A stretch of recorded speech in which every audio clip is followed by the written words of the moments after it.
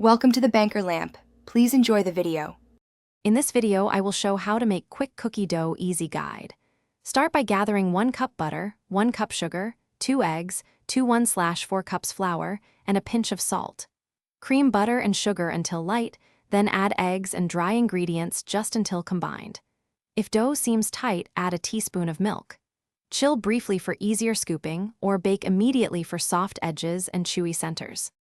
I will explain fast mixing methods that save time and keep texture.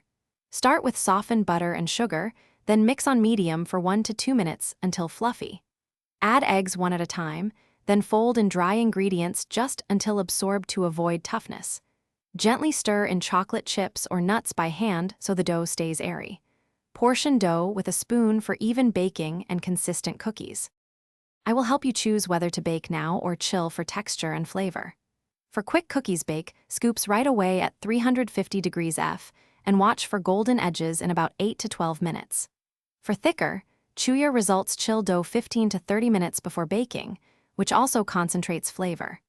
If saving dough, wrap portions tightly and refrigerate up to 3 days or freeze for longer storage and easy future.